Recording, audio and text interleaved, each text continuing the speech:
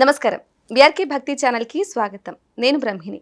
ఈరోజు మనతో పాటు ఉన్నారు ప్రముఖ శ్రీవిద్య పీఠ వ్యవస్థాపకులు, శ్రీవిద్య ఉపాసకులు, బ్రహ్మశ్రీ గురు కరుణామయ్య గురువు గారు మనతో పాటు ఉన్నారు. వారితో మాట్లాడి మన సందేహాలను నివృత్తి చేసుకుందాం. నమస్కారం గురుగారు. నమస్కారం. గురుగారు, ముందుగా చెప్పండి, ఎలాగో సునీత విలియమ్స్ ఈరోజు భూమి మీదకి చేరబోతుంది. మరి కొన్ని గంటల్లోనే ఆవిడ భూమి మీదకి కూడా రాబోతుంది. కొన్ని నెలలకి అవును బయలుదేరిపోయింది. కొన్ని గంటల్లోనే మన తెలుగు ప్రకారంగా టైమింగ్ కూడా అర్ధరాత్రి తర్వాత వచ్చే అవకాశం కూడా ఉందని చెప్తున్నారు. అంటే ఈ నేపథ్యంలో ఎలా చూసుకోవాలంటారు? ఆమె ధైర్య సాహసాలు ఏ విధంగా చూసుకోవాలి?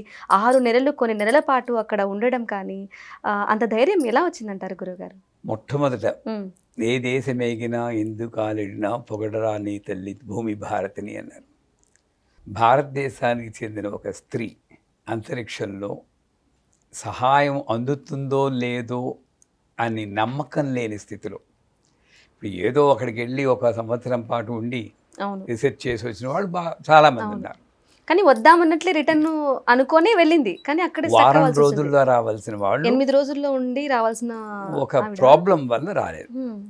ఏదైతే ఇక్కడ వాళ్ళు పట్టించుకోలేదని అంటారు. వాళ్ళు వచ్చే మళ్ళా మారాక వాళ్ళు ఏదో ప్రయత్నం చేసి ఇవాళ ఈ శుభముహూర్తంలో వచ్చేస్తున్నారు. ఇక్కడ ఏమిటంటే ఆవిడికి మనలో ఉన్న చాలామందికి తేడా ఏమిటంటే, మామూలుగా అసలు మనమే ఎవ్వడు లేని నిర్జన ప్రదేశంలో మిమ్మల్ని పెట్టేశాను అనుకోండి, ఎంతసేపు ఉండగలరు మీరు?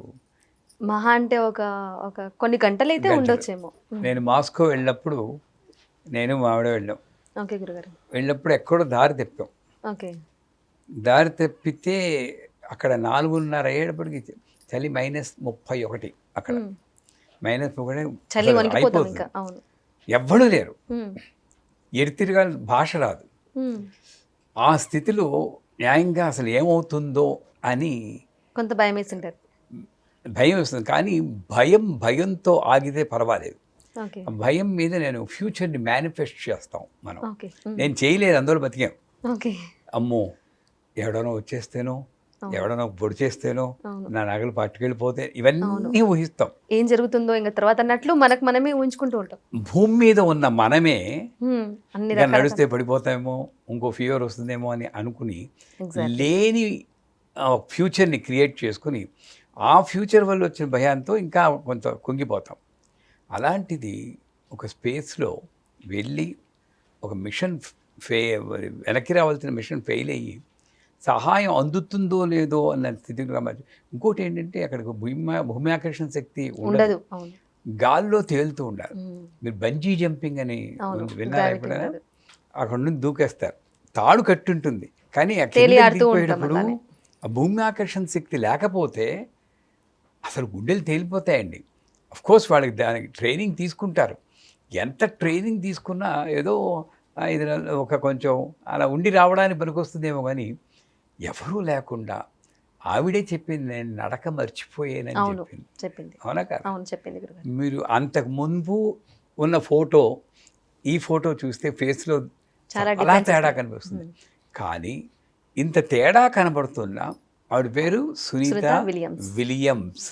ఆ పేరు మర్చిపోకండి. వెళ్ళిన ఆ సునీతని నిలుపుకుని తాను పుట్టిన దేశ సంస్కృతి, దేశంలో ఉన్నటువంటి కల్చరు, భక్తి, మేబీ అవే ఆవిడ్ని రక్షించేయవు. ఏదో కూడా కొన్ని వస్తువులు పట్టుకెళ్తే అందరూ మనం ఏదో ఒక దేవుడి ఫోటో కానీ పుస్తకాలు దేవుడితో పాటు నాకు కావాల్సింది. మరి నా ఇంట్లో కూడా విగ్రహాలు చాలా ఉంటాయి. ఎందుకు దాన్ని భయం పడుతూ ఉండేది? ఇక్కడుండాలి అమ్మ. ఇక్కడుంటే అమ్మలన్నీ బొమ్మలే, ఇక్కడుంటే బొమ్మలన్నీ అమ్మలే.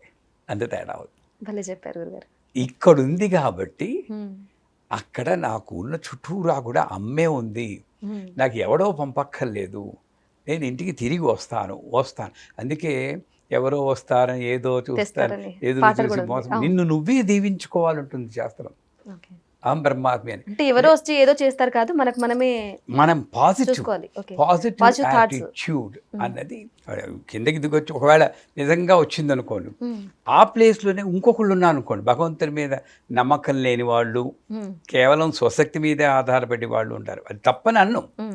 వాళ్ళు ఎలా ఉంటుంది, కిందకి వెళ్తాను, ఎన్నాళ్ళు పడుతుందో ఏమిటో నడకడం, అసలు నడుస్తానో లేదో అని డౌట్ కూడా ఉంది. అవును, నిజంగా తను వచ్చాక గ్రావిటీ వల్ల ఇప్పుడు నడవలేదేమో, చాలా ట్రై చేయాల్సి ఉంటుంది అని మనవా అనేసి అంటూ ఉన్నారు. ఇప్పుడు ఆ వాదన కూడా వస్తుంది. అసలు వస్తున్నాన సంతోషం కన్నా వచ్చాక నడవలేనేమో అన్న భయం ఎక్కువ అవుతుంది. అక్కడ ఉండడం కన్నా ఇక్కడికి రావడం బెటర్ కదా. సాధారణ మానవుడి యొక్క బలహీనతలు ఇవి. ఆ బలహీనతలు లేవు కాబట్టి ఆవిడ సునీత అయింది పేరులోనే. అంటే చక్కగా వస్తుంది. మనం అందరం కూడా కొనియాడదగినటువంటి విషయం. ఆ భగవంతుడికి సునీత తరపుని మరొకసారి థ్యాంక్స్ చెప్పుకొని మా భారతదేశపు స్త్రీని క్షేమంగా ఇంటికి తీసుకొచ్చి భారతదేశ ఆధ్యాత్మిక ఉన్నటువంటి గొప్పదనాన్ని మళ్ళీ నిరూపించేవు తల్లి, థ్యాంక్ యూ అని చెప్పుకోవాలి.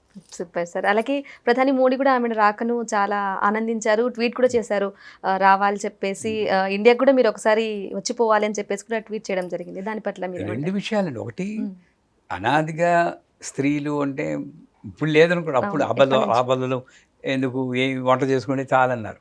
అలాంటి ఒక స్త్రీ అంతరిక్షంలోకి వెళ్ళి ఎవడూ లేకుండా, ఏ సాయం లేకుండా అన్ని నెలలు గడిపి విజయవంతంగా తిరిగి రావడం అనేది మామూలు విషయం కాదు. దానికి మెయిన్ కారణం ఆవిడికి ఆ శక్తి, తను నడిపించే శక్తి. దాన్ని దేవుడనండి, ఇంకోటని నాకు మనకు అనవసరం. నడిపించే శక్తి ఆత్మవిశ్వాసం అంటారు. దానివల్లే వెనక్కి తిరిగి వస్తుంది. అది చూసి మనం తప్పట్లు కొడదాం, కానీ మనం కూడా అలవర్చుకోవాలి. ఓకే, మనకు కూడా అటువంటి ధైర్య సాహసాలు అలవర్చుకోవాలి. స్పేస్లో అలవర్చుకుంది, కనీసం భూమి మీద అలవర్చుకుందాం, బాగుపడిపోతాం. థ్యాంక్ యూ సో మచ్ గురుగారు.